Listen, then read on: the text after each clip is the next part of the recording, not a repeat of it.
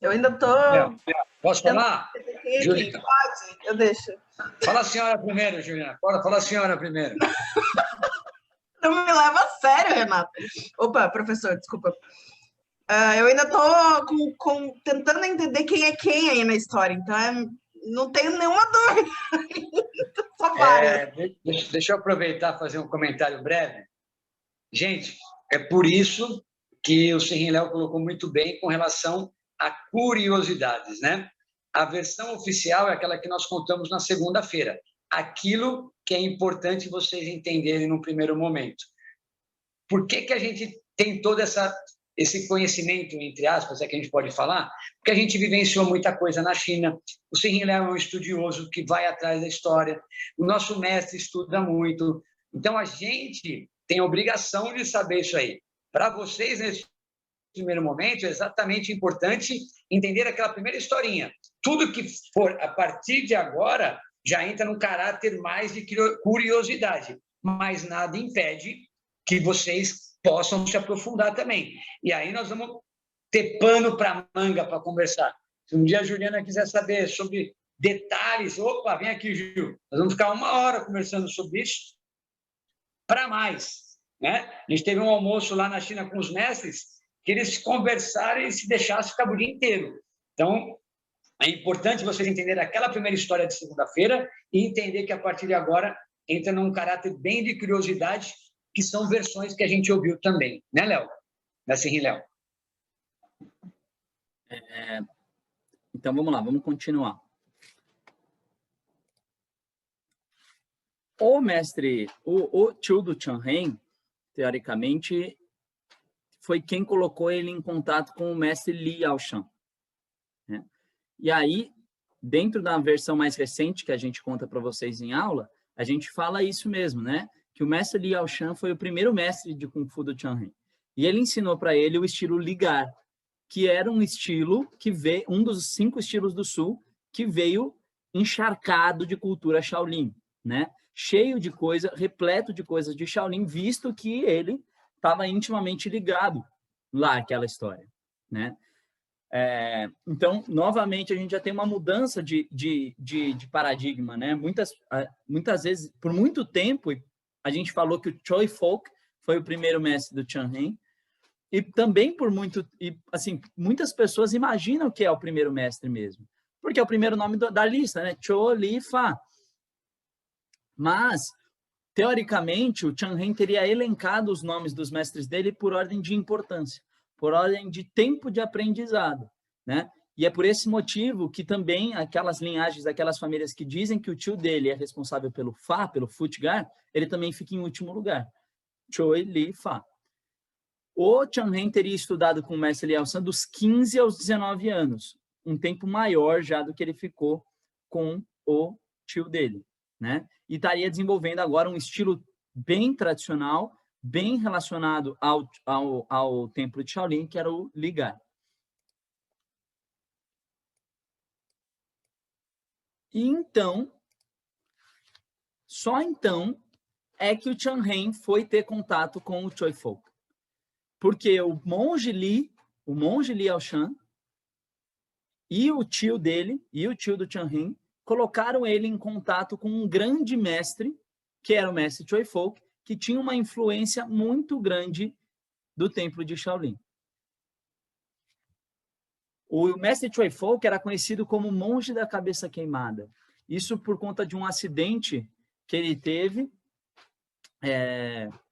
não sei se foi tomando chá, alguma coisa assim, mas que ele acabou queimando uma parte da face. E grande parte da face dele era desfigurada. E isso é que fez eles possibilitou o reconhecimento do Choi Fook, porque nessa época que o Chang-Hen aqui está entrando em contato com ele, o Choi Fook estava isolado.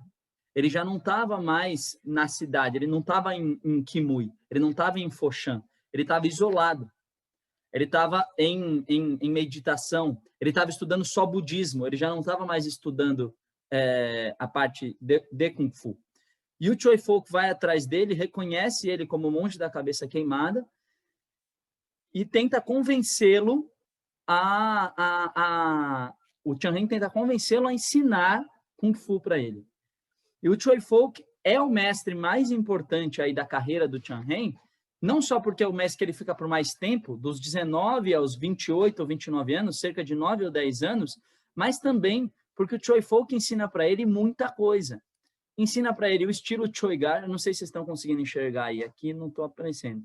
Ensina para ele sobre budismo e ensina para ele sobre medicina tradicional chinesa.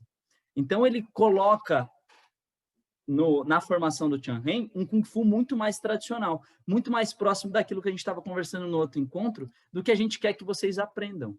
Um Kung Fu mais próximo do verdadeiro espírito Kung Fu, da verdadeira filosofia Kung Fu, relacionada a toda uma metodologia. É por isso que eu falo, o Cholifa é um estilo, sim, extremamente pragmático, criado para a guerra, num contexto de guerra.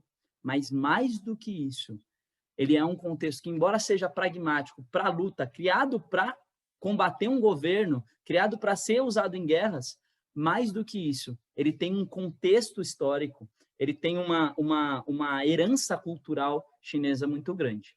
Professor Guilherme, fala.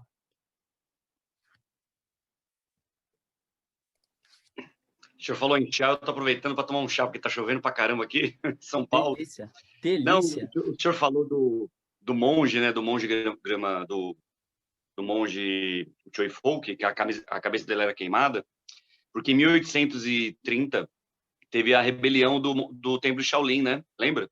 Que é onde o imperador pediu para destruir os templos de Shaolin e ele era um refugiado.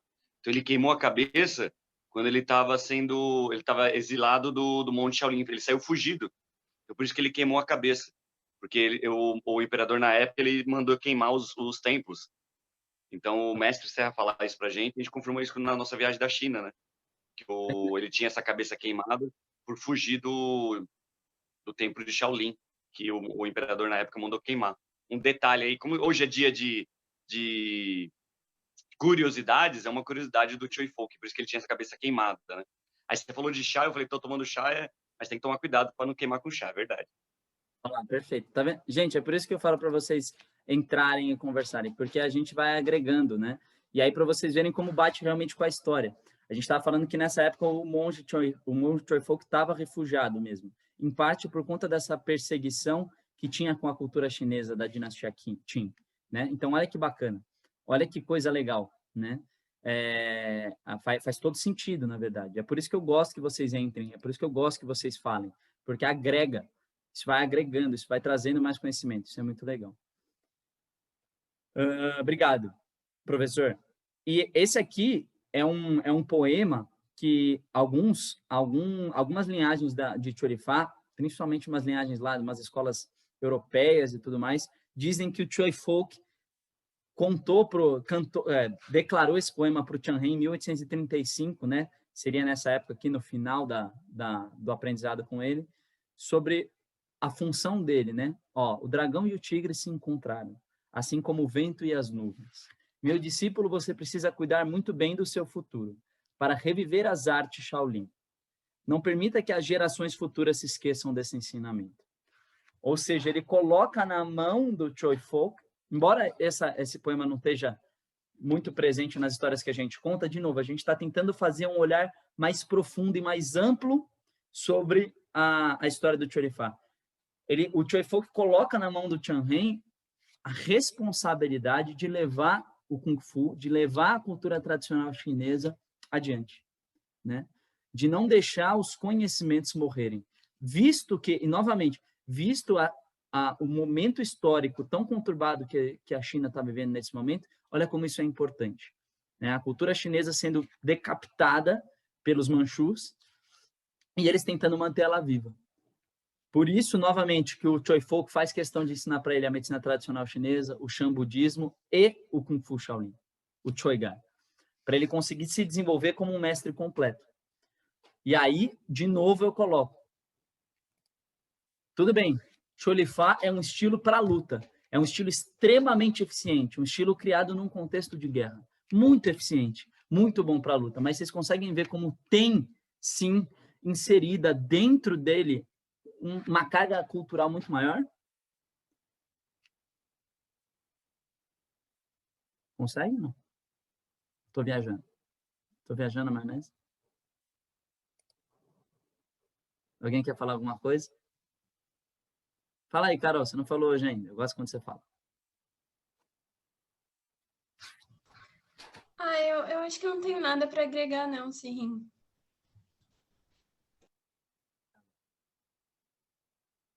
Muito bem. A partir até aqui, tudo bem, né? Todo mundo sem dúvidas. A partir daqui, a história começa a ficar um pouco mais cabeluda e um pouco mais polêmica, né? Porque a gente começa a ter diversas versões a partir daí. A gente falou que o Chan Heng, ele teria conhecido o mestre Liao Shan, o mestre Choi, e depois ele sobe a montanha de Bakpai para encontrar o monge Grama Verde e aprender as palmas de Buda. Mas vocês se lembram a data, e agora eu vou chamar a atenção de novo para as datas, vocês se lembram a data que o Chan Heng funda o sistema Cholifá? Ele tinha 30 anos. Agora. Exato. Não, 32. 30 anos, ele tinha 30 anos, Marcos. 30 anos, a escola que foi com 32. Isso. Ele funda agora, a escola dele com 32 anos. 1830. 1836. 1836. Isso. E observa aqui que ele termina o treinamento do Choi Folk com quase 30 anos. Ele termina ele termina o discipulado do monge Choi Folk. Olha aqui, ele manda o poema aqui, né? O poema é retratado como utilizado em 1835. E o Choi Folk e o Chan Heng, teoricamente, funda o sistema em 1836. Quer dizer que em coisa de meses ele teria aprendido um sistema inteiro. Em coisa de meses ele teria se tornado um mestre das palmas de Buda, né? E é por isso que tem várias linhagens que dizem que não foi ele que entrou, que buscou as técnicas de palma de Buda, mas um discípulo dele, né? Essa história é realmente confusa, até porque a gente não sabe até que ponto é a veracidade dessas idades, né? Como eu disse, bati na tecla no primeiro encontro, a tradição chinesa é muito oral. Ela é pouco escrita. A gente tem pouco registro escrito desse tipo de coisa. Então, a gente precisa ouvir, a gente precisa ir buscar. E aí a gente vai para a China buscar, a gente vai com mestres buscar, a gente vai buscar conhecimento onde a gente acredita que tem conhecimento. A primeira vez que a nossa organização foi para a China, o professor Guilherme estava lá, ele pode contar melhor, eles foram na escola de Kimui, né, professor? Isso. Eles foram na escola de Kimui, a escola que o Chan Heng fundou em 1838. E, aparentemente, nessa escola de Kimui, o Chan Heng é tido como o verdadeiro herói, né? O fundador do Cholifá, e único e fundador do Cholifá. E, a partir daí, todos os discípulos dele foram lá puramente discípulos, né? Só que o que acontece? Dentro da escola de Kimui, o Cholifá que era ensinado ali, por muito tempo, ficou somente nas mãos da família do Chan Heng. Somente nas mãos da família Chan. E isso não se extrapolou para outras pessoas. Entendeu? Isso não teve aquela proliferação do sistema. Embora o sistema tenha sido criado, ele não foi difundido, porque ficou ali nas mãos da família Chan, da família do Chan Heng. E aí é que outras linhagens de Cholifá que a gente vai abordar agora entram em discordância da segunda vez que a gente foi para a China, que daqui a pouquinho eu vou mostrar para vocês, e aí trazem uma história um pouco diferente. Alguém quer? Professor, o senhor que foi para Foshan lá, que é para Kimui, quer adicionar alguma coisa? Não, perfeito. A nossa ida para Kimui concretizou muito, porque hoje em Kimui não se ensina mais lá, em Kimui, né? Não em Foshan, que o senhor vai contar de Foshan, né? Em Kimui não se ensina mais. Hoje em Kimui é só um museu. Então, a primeira escola do Tianren, né, fundada, hoje é só um museu. E lá, quem seguiu a origem do Tianren era só familiar mesmo. Então, o senhor está perfeitamente aí. Então, e o vilarejo é assim, gente. Era casinha que tinha sala, quarto e cozinha, sabe? Muito pequena, vila. E no centro da vila tinha eu vou falar um templo, como se fosse um templo que era a academia dele. Então, era no centro, como se fosse uma igreja, assim. E é linda a academia dele. Linda assim, né?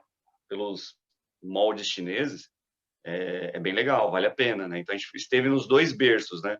O primeiro pelo Tianren e o segundo que o Sinhelao vai contar, que já é em Foshan, né? Já é outro lugar, né? Que é um dos discípulos do Tianren. Mas é isso aí mesmo. Show, tô acompanhando a história aqui. Tá legal. Vamos lá, então, gente. Então, as datas aí que nem a gente falou, né? Só que, em 1836, ele sistematiza o estilo Cholifá. Em 1838, ele funda a escola. Em 1839, implode a Primeira Guerra do Ópio, né? Que o Cholifá foi ativamente utilizado. Eu não trouxe aqui nessa palestra, mas eu tenho fotos eu vou achar isso aí para mandar para vocês. Eu tenho foto de discípulos do Tianren usando as fardas e tal. Eu vou achar isso em algum lugar para vocês, para mostrar para vocês. Mas nesse período da Guerra do Ópio, a China, que já estava toda conturbada, se tornou ainda mais conturbada, né? E o próprio Tianren vai lutar nessa guerra. O próprio Tianren sai da escola para lutar na Guerra do Ópio, né? Para combater junto com a China. Só que ele deixa os 18 Lohans dele, os 18 discípulos dele, também, cada um desses discípulos tem um nome, a gente tem o nome de todos esses discípulos, eu não trouxe porque eu acho que não sei de cor e acho que não agrega em nada, mas são 18 pessoas que são listadas, que a gente sabe quem foram as pessoas que acabaram, nesse momento que o Tianren estava fora da escola, nesse momento que o Tianren estava fora de Kimui, abrindo escolas em outras cidades, em 18 cidades diferentes, né? Em 18 pontos, e que acabaram criando quase que uma segunda linhagem de Cholifá, que não ficou presente ali somente na família do Tianren. Essa linhagem ficou muito conhecida como linhagem Hunsin Cholifá. Por quê? Porque a palavra Hunsin significa... lembra que eu falei da rebelião Taiping? O partido Hunmun era o partido que era contra a dinastia Qin, era o partido de oposição. E os praticantes de Cholifá, de arte marcial de forma geral, eles tinham uma relação íntima com a oposição. Eles não queriam que a dinastia Qin continuasse. Então, o que eles colocaram? Eles criaram um nome, Hunsin, que significa o partido Hun vence. O partido Hun vence. Sin significa vitória. Hunsin, o partido Hun, a vitória do partido Hun. Só que o que eles fizeram? Na língua chinesa, a língua chinesa é tão louca que existem palavras que têm sons muito parecidos, mas que significam coisas diferentes. Então, na hora de escrever, ao invés de utilizar o mesmo Hun do partido Hun, eles usaram Hun de grande. Então, a linhagem Hunsin ficou conhecida como a linhagem da grande vitória. Mas alguns estudiosos, alguns mestres de Cholifá, principalmente de fora, dizem que ela tem relação exatamente com esse período de oposição, que esses 18 Lohans que esses 18 discípulos criaram dentro dessa linhagem uma força contra mesmo, uma força contra o governo opressor que eles tinham ali, né? Inclusive, essa é uma foto lá da China, dentro do Museu Wonfenhong, de Foshan, que se vocês observarem, tem alguma coisa estranha nessa foto. Quem consegue observar alguma coisa estranha nessa foto?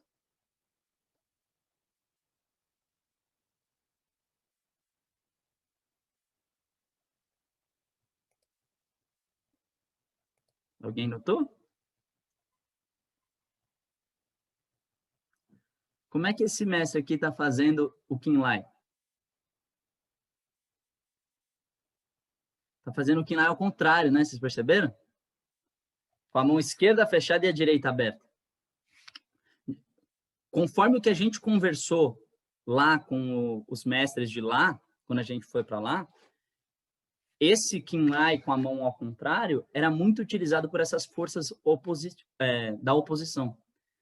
Para eles, entre si, se reconhecerem como amigos, mas não criarem nenhum grande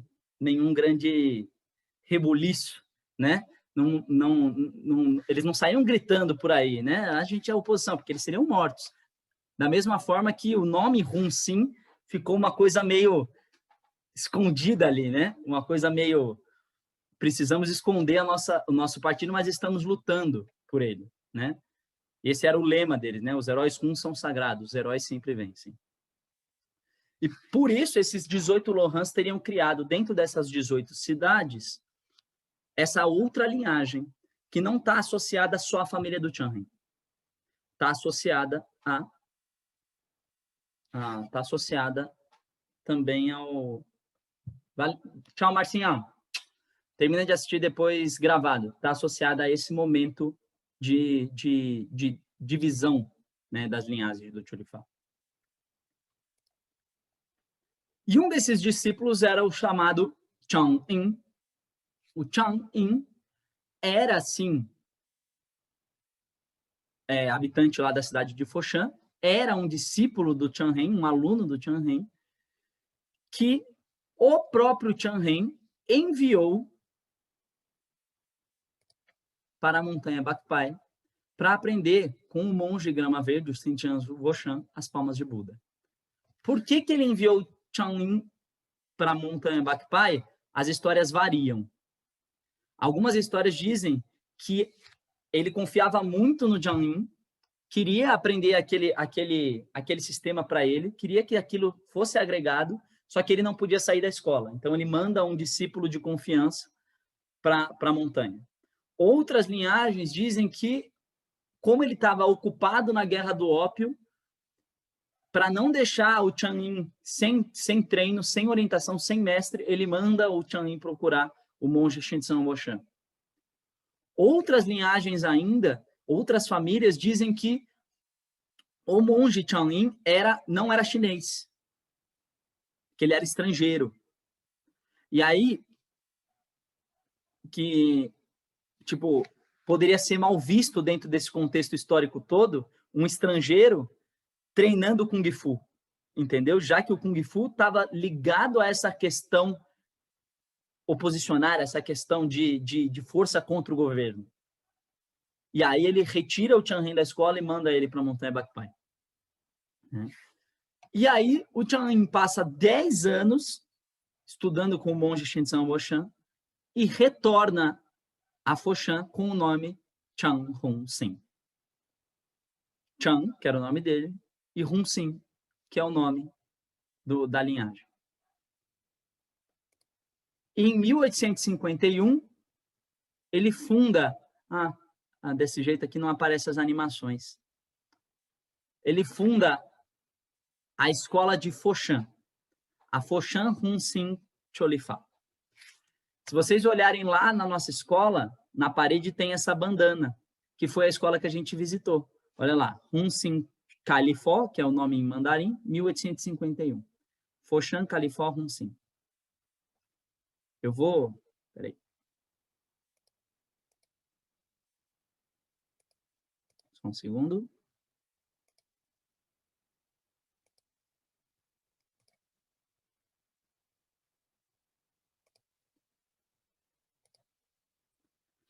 A gente não vai avançar muito mais em relação a isso. A gente vai parar aqui hoje, mas só para vocês verem as fotinhos aqui.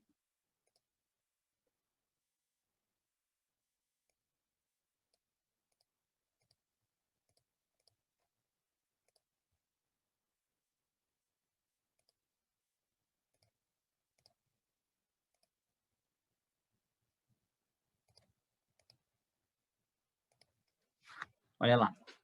Então, essa é a escola de Foshan, que a gente conheceu.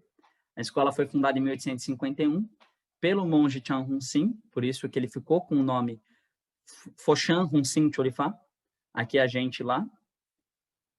Toda a nossa família lá presente na escola, a gente recebendo as flâmulas. Esse aqui é o mestre que hoje comanda a escola. E aqui a palestra que esse mestre deu para a gente sobre a história do Cholifá. Vou parar de falar agora, mas eu quero que vocês fiquem com isso para a gente terminar na semana que vem, que acho que vai dar para terminar, que a história que a gente recebeu nessa escola já é muito diferente. Já com o Chan Hun Sin como cofundador do estilo Cholifá. Como uma parte muito importante da história, não por ter trazido as palmas de Buda, mas mais do que isso, por ter difundido o estilo. Por ter criado dentro do sistema, o sistema que ele é hoje. Tão famoso, um sistema tão proliferado na China e no resto do mundo. Tá bom? Eu vou deixar um tempinho para vocês falarem, a gente tem 2 minutos aí, e aí a gente termina na semana que vem. Obrigado, viu? Vai lá, professor, fala aí. Professor Juliana, Renato. 2 minutos para eu falar, Juliana, como assim? Sim, Léo, professor Guilherme, primeiramente, professor Guilherme, obrigado pela presença. Sim, Léo, parabéns aí pela explanação.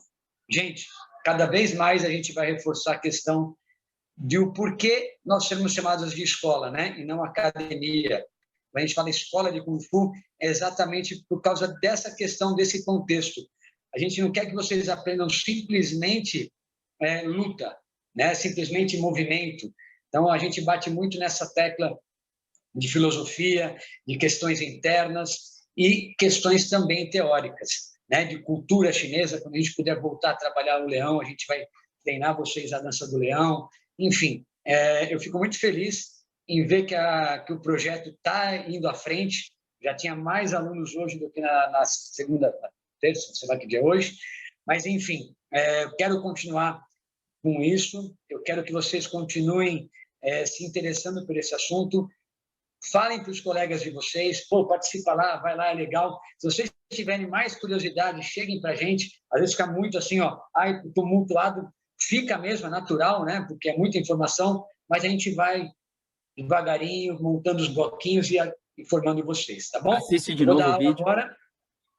Assiste de novo o vídeo. Eu vou dar aula agora, então a gente vai encerrar aqui. Parabéns a todos, uma ótima noite e vamos em frente. Ei. Gente, como vai finalizar, anota as dúvidas para a gente tirar na semana que vem, ou me manda no privado e aí eu respondo para todo mundo junto na terça-feira, tá bom? Tchau, Léo. Obrigado. Valeu, Fê. Muito bom ter você aqui, viu? Obrigado, Bom, gente.